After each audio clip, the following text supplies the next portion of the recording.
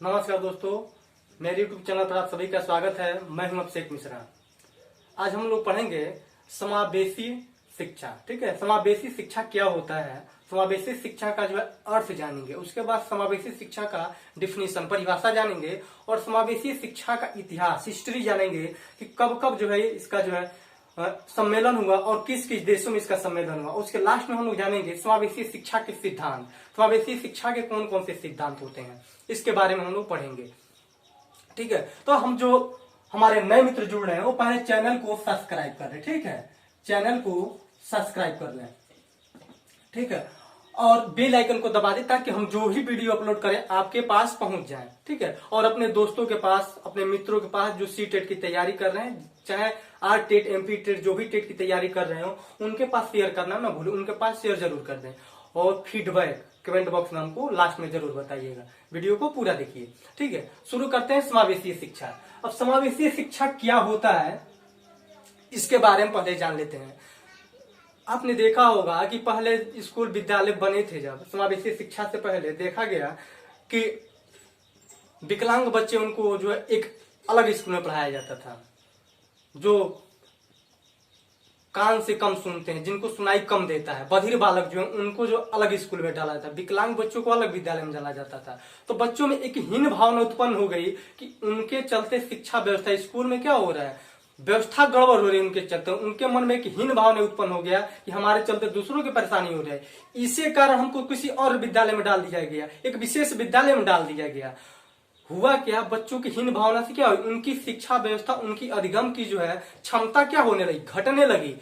जब सरकार को ये लगा कि इससे क्या हो रही है, घट रही है, जबकि सामान्य बालकों के साथ इन दृष्टि बाधित बधिर जो है बालक हैं, जो विकलांग बालक हैं, जो अधिगम शैक्षणिक अधिगम आवश्यकता वाले बालक हैं, इस सामान्य बच्चों के साथ अगर बैठा के पढ़ाया जाता है तो इनके क्या अधिगम एक अच्छे तरीका से हो रहा है। तो क्या देखा गया, तब पड़ी हमारी समावेशी शिक्षा की जरूरत कि हाँ, सामान्य कक्षा में सामान्य बालकों के साथ सबको शिक्षा देना, समावेशी शिक्षा सबसे सुपर रहेगा, सबसे अच्छा रहेगा। यही है समावेशी शिक्षा। आप एक बात सोचिए कि कोई बालक, ठीक है, देख नहीं सकता है लेकिन इंजीनियर तो बन सकता है, डॉक्टर तो बन सकता है। कोई विकलांग है, सेना में भर्ती नहीं हो सकता है लेकिन डॉक्टर इंजीनियर तो बन सकता है। कोई बालक जो है आंख से नहीं दिख सकता लेकिन पढ़ेगा तभी तो संगीतकार बनेगा जो है, या लेखक बन सकता है। ठीक, तो ये कहा गया समावेशी शिक्षा में, चाहे बालक किसी भी विकलांग से ग्रसित हो, किसी भी चीज से ग्रसित हो बालक, अपाहिज हो बालक, तो क्या उसके लिए एक दूसरा रास्ता, एक रास्ता बंद है तो दूसरा रास्ता खुला हुआ है, इसलिए उसको शिक्षा देना जरूरी है। कोई बालक अगर पैर से लंगड़ा है, दौड़ नहीं सकता, सेना में भर्ती नहीं हो सकता, लेकिन क्या वो डॉक्टर जरूर बन सकता है, लेखक जरूर बन सकता है, इंजीनियर जरूर बन सकता है। इसलिए समावेशी शिक्षा की जरूरत पड़ी। और समावेशी शिक्षा का जो हम परिभाषा देख लेते हैं। समावेशी शिक्षा की परिभाषा क्या होती है, एनसीएफ के अनुसार, ठीक है, एनसीएफ के अनुसार लिखा गया परिभाषा कि जाति, धर्म, लिंग, शारीरिक मानसिक क्षमता के आधार पर बिना भेदभाव किए शिक्षा सामान्य कक्षा में दिया जाए, यही समावेशी शिक्षा है। हमारे एनसीएफ कहता है कि जाति, धर्म, लिंग, मानसिक क्षमता और शारीरिक क्षमता को क्या नजरअंदाज कर दिया जाए, इसको हटा दिया जाए, तब शिक्षा दिया जाए तो क्या कहलाएगा, वही कहलाएगा समावेशी शिक्षा। मतलब सामान्य बालकों के साथ बिना भेदभाव किए शिक्षा देना समावेशी शिक्षा है। ठीक है, एक बार छोटा सा सुन लीजिए, छोटी सी परिभाषा कि सामान्य कक्षा में सामान्य बालकों के साथ बिना भेदभाव किए शिक्षा देना समावेशी शिक्षा कहलाती है। हमारे एनसीएफ कहता है कि जाति, धर्म, लिंग, शारीरिक मानसिक क्षमता के आधार के बिना शिक्षा सामान्य कक्षा में देना ही क्या कहलाता है, समावेशी शिक्षा कहलाता है। आपको ये बात समझ में आ गया हो कि हमारे एनसीएफ कहता है न जाति, न धर्म, न नस्ल, न रंग, किसी को आधार न माना जाए। ठीक हो, कोई भेदभाव, इसको भेदभाव न किया जाए विद्यालय में, और सभी बालकों को एक सामान्य कक्षा में सामान्य बालकों के साथ शिक्षा दिया जाए, यही समावेशी शिक्षा है। ठीक है, चाहे लड़का विकलांग हो, चाहे न सुनता हो, चाहे न देख पाता हो, वही है, उसको एक साथ जो है शिक्षा देना ही समावेशी शिक्षा कहलाता है। ठीक है, अब उसके बाद से आपको समावेशी शिक्षा का अर्थ समझ में आ गया होगा और परिभाषा समझ में आ गया होगा। इससे आपको कंफर्म हो गया समावेशी शिक्षा होता क्या है। बस एक सा शब्द याद रखिएगा, बिना भेदभाव के सामान्य कक्षा में सभी बालकों को शिक्षा देना समावेशी शिक्षा है। ठीक है। और आगे देखते हैं इसका इतिहास, हिस्ट्री क्या है। पहला सम्मेलन हुआ था थाईलैंड में। थाईलैंड का एक सिटी है जोमेसियन, ठीक है। थाईलैंड का एक सिटी है जोमेसियन। जोमेसियन सम्मेलन के नाम से पहली सम्मेलन हुआ था। अधिकतर लोग मानते हैं कि यहीं से जो है समावेशी शिक्षा का जो है शुरुआत हुआ था, ठीक है। जो है जोमेसियन एक सिटी है थाईलैंड का, वहीं ये शुरू हुआ था। पहली बार इसका सम्मेलन सन 1990 में हुआ था, ठीक है। इसकी पहली सम्मेलन सन 1990 में हुआ था और इसमें कितने 52 देशों ने प्रतिभाग किया था। 52 देश इसमें शामिल हुए थे। हुआ कहा था, जोमेसियन थाईलैंड का एक सिटी है, वहीं हुआ था सन 1990 में और इसमें 52 देशों जो है इसमें 52 देशों ने भाग लिया था। शामिल मतलब 52 देश शामिल हुए थे। और इसका चर्चा का विषय रहा, इसमें जो चर्चा का विषय रहा, प्रमुख जो चर्चा का विषय मेन पॉइंट रहा चर्चा के लिए, वह रहा अनिवार्य शिक्षा, ठीक है। अनिवार्य शिक्षा पर चर्चा, मतलब सबको क्या अनिवार्य शिक्षा दिया जाए, सबकी अधिकार है शिक्षा को लेना, शिक्षा को ग्रहण करना, उसी पे चर्चा किया गया था। तो अधिकतर हमारे जो मनोवैज्ञानिक हैं मानते हैं कि यहीं से जो है पहली बार समावेशी शिक्षा का शुरुआत हुआ था, ठीक है। और इसका परिणाम निकला कि सभी के लिए शिक्षा की व्यवस्था जो चर्चा हुआ सन 1990 में थाईलैंड में जो सम्मेलन हुआ था, उसका परिणाम क्या निकला कि सभी के लिए जो है शिक्षा के लिए व्यवस्था कौन करेगा? सरकार एक ऐसी समुचित व्यवस्था करे ताकि सब लोग शिक्षा पा सके, कोई ऐसा व्यक्ति न हो कि जो शिक्षा न पा सके। अब मान लीजिए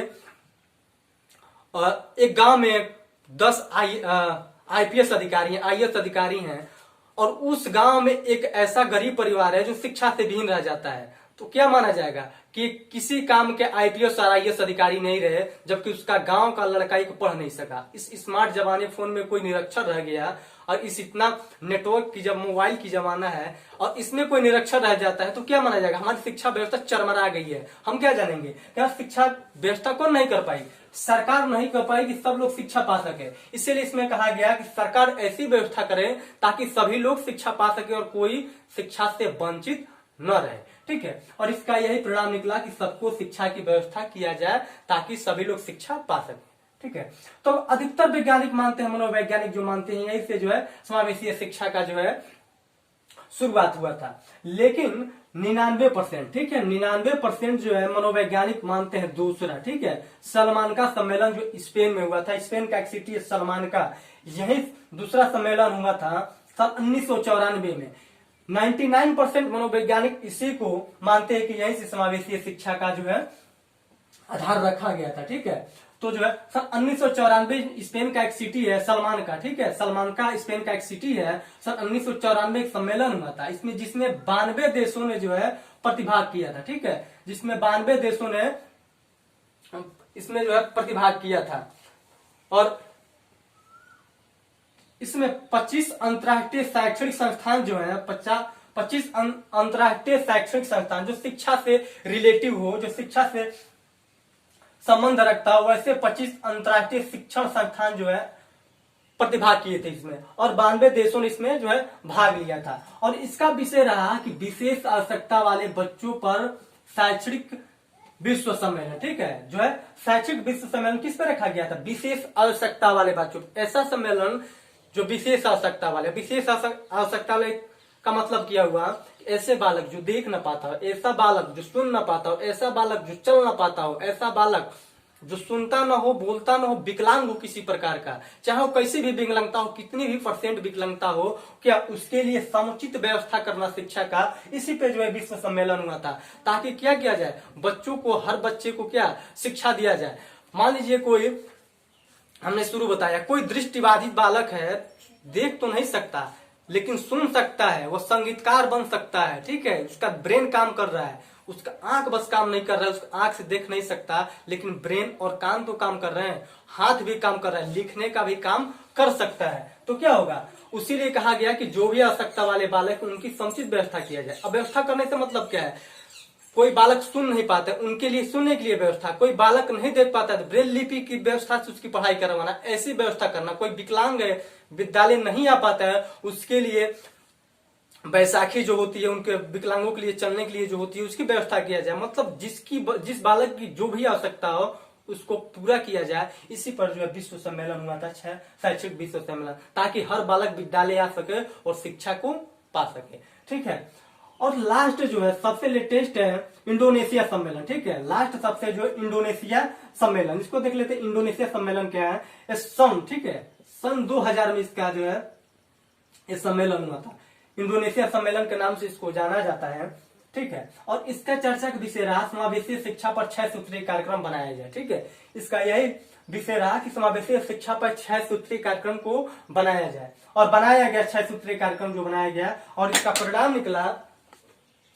परिणाम निकला कि सन 2015 तक पूरे विश्व में समावेशी शिक्षा लागू करने का जो है लक्ष्य रखा गया, ठीक है। सन 2015 तक पूरे विश्व में क्या कर दिया जाए, समावेशी शिक्षा लागू कर दिया जाए, यही लक्ष्य रखा गया और लागू हो भी गया। आप देखते होंगे समावेशी शिक्षा जो है हर विद्यालय में क्या हो गया, जितने विकलांग हैं चाहे दृष्टिबाधित है, सभी बालकों को क्या एक सामान्य कक्षा में जो है शिक्षा दिए जाने लगा। 2015 का जो है यही निकला, 2015 तक सभी पूरे विश्व में क्या हो गया, सभी को समावेशी शिक्षा से जोड़ दिया गया। ये परिणाम किसका था, ये परिणाम था इंडोनेशिया सम्मेलन जो है सन 2000 में जो हुआ था, उसी का परिणाम आज हम लोग देखते हैं। कहने का तात्पर्य समावेशी शिक्षा से इतना ही है कि सभी बालकों को, चाहे किसी जाति का हो, किसी धर्म का हो, किसी लिंग का हो, बिना भेदभाव की एक सामान्य कक्षा में शिक्षा देना ही समावेशी शिक्षा। इसी के इर्द गिर्द जो है समावेशी शिक्षा का सम्मेलन किया गया, ठीक है। और सबसे लेटेस्ट जो है इंडोनेशिया सम्मेलन है, अधिकतर सवाल यहीं से आते भी हैं, ठीक है। और लास्ट में देखते हैं समावेशी शिक्षा के सिद्धांत, ठीक है। समावेशी शिक्षा के जो है सिद्धांत, इसके समावेशी शिक्षा के सिद्धांत क्या है, इसमें जो मुख्य सिद्धांत 3 है, ठीक है। मुख्य सिद्धांत जो है 3 मुख्य सिद्धांत है। पहला है सामाजिक सिद्धांत, ठीक है, पहला है सामाजिक सिद्धांत, दूसरा है प्रजातांत्रिक सिद्धांत, तीसरा है मनोवैज्ञानिक सिद्धांत। अब देखते हैं इसमें पहला सिद्धांत है। सिद्धांत को एक बार बहुत ध्यान से सुनिएगा कि सिद्धांत क्या है और हमारा सिद्धांत कहता क्या है। तो पहला सिद्धांत कहता है, पहला सिद्धांत जो है सामाजिक सिद्धांत, और लिखा है शिक्षा समाज से निकला है, ठीक है। शिक्षा समाज से निकला है। हमारा समाज कहता है चाहे IAS अधिकारी हो, चाहे चपरासी हो, चाहे फुटपाथ पे चलने वाला हो, चाहे गरीब भीख मांगने वाला हो, समाज में सबका स्थान एक है। समाज में कोई ऐसा व्यक्ति नहीं है जिसका स्थान अलग से तय किया जाए, ठीक है। हमारे समाज में कोई ऐसा VIP कार्ड नहीं है जिसको है बताया जाके कि अमीर है गरीब है। तो हमारा समाज क्या है, हमारा समाज हर एक व्यक्ति के लिए बराबर है। और क्या हमारी परिभाषा, शिक्षा की परिभाषा है कि जो है शिक्षा कहती है, शिक्षा जो है समाज से निकला है। एक बार ध्यान से सुनिएगा कि शिक्षा क्या है, समाज से निकला है। और समाज में कोई ऐसा VIP कार्ड नहीं है जिससे हम क्या करें, बता सके कि ये किस जाति का है, किस धर्म का है, मतलब कोई भेदभाव किया जाए। तो सोचने वाली बात है कि शिक्षा में तब भेदभाव क्यों किया जाता है, जब हमारे समाज में कोई भेदभाव नहीं है और शिक्षा समाज से ही निकला है, तो शिक्षा पर भेदभाव क्यों किया जाए कि इस जात का है, ये किसी धर्म का, इसको शिक्षा का अधिकार है, और ये दूसरे जात धर्म का इसका शिक्षा का अधिकार नहीं है। ये लड़का है तो इसका शिक्षा का अधिकार है, लड़की है तो शिक्षा का अधिकार नहीं है। क्योंकि समाज दोनों लिंगों से बना है, ठीक है, दोनों लिंगों से बना है, चाहे मेल हो चाहे फीमेल हो।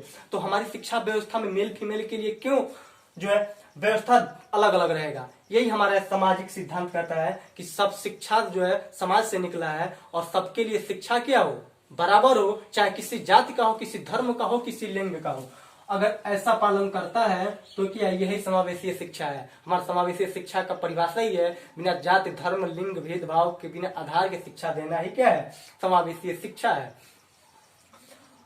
किसी को आधार न बनाया जाए, ठीक है, किसी को आधार न बनाया जाए। अब चाहे लड़का हो चाहे लड़की हो, शिक्षा सबको क्या देना है, बराबर देना है। और हमारा समाज क्या कहता है, हमारा समाज कहता है कि शिक्षा जो है समाज से निकली है। तो अगर शिक्षा समाज से निकली है तो हमारी शिक्षा व्यवस्था में इतनी जो है कठोरता क्यों कि बालकों को शिक्षा दिया जाएगा, बालिकाओं को शिक्षा नहीं दिया जाएगा। क्यों कहा जाता है जो है बालक पढ़ने में तेज होते हैं, बालिका पढ़ने में कमजोर होती है।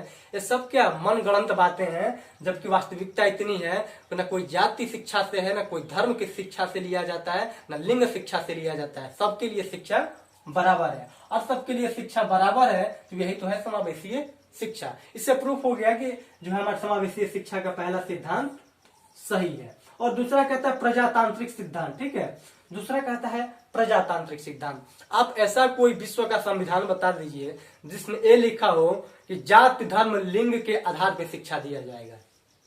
कोई ऐसा विश्व का, कोई भी विश्व का जितने भी देश हैं, किसी भी देश के संविधान में बता दीजिए कि लिखा हो जाति धर्म नस्ल लिंग के आधार पे शिक्षा दिया जाए चाहे किसी रंग का हो, किसी धर्म का हो, किसी जात का हो, किसी नस्ल का हो, किसी पंथ का हो। अगर किसी संविधान में लिखा है तो बताइए, अगर लिखा नहीं है तो क्या है? तो हमारी शिक्षा व्यवस्था में ऐसी कुरीति क्यों है कि हाँ कि इस जाति, इस धर्म, इस व्यक्ति को यह शिक्षा अधिकार है। अगर हमारा संविधान नहीं मानता है जात धर्म भेदभाव को, तो शिक्षा में भेदभाव क्यों है? अगर भेदभाव नहीं है, अगर प्रजातांत्रिक सिद्धांत को हम मानते हैं, तो हमारा हक बनता है कि सबको क्या अनिवार्य रूप से शिक्षा दिया जाए। अगर सबके लिए हर व्यक्ति बराबर है, चाहे वो विकलांग हो, चाहे शारीरिक रूप से, चाहे मानसिक रूप से, चाहे रंग से अगर भिन्न है, चाहे उसका वंशज कोई भी हो, सब एक बराबर है। तो हमारी शिक्षा व्यवस्था में ऐसी क्यों लगाई गई कि हाँ ये व्यक्ति शिक्षा पा सकता है और ये नहीं पा सकता है? हमारा संविधान तो कहता है सब शिक्षा पा सकते हैं। अगर सब शिक्षा पा सकते हैं तो प्रजातांत्रिक व्यवस्था, प्रजातांत्रिक सिद्धांत बिल्कुल राइट है। और हमारा भारत का संविधान भी यही कहता है सबका शिक्षा का अधिकार है। हमारे संविधान में न जाति है, न धर्म है, न लिंग है, न भेद है, किसी का कोई भेदभाव नहीं किया गया है, सबको शिक्षा का अधिकार दिया गया है। ये सिद्ध होता है कि हमारा प्रजातांत्रिक सिद्धांत जो है समावेशी सिद्धांत का पालन करता है। और तीसरा है मनोवैज्ञानिक सिद्धांत। सबसे लास्ट है मनोवैज्ञानिक, सबसे इंपॉर्टेंट जो है मनोवैज्ञानिक सिद्धांत। मनोवैज्ञानिक सिद्धांत सीधा साफ शब्दों में कहता है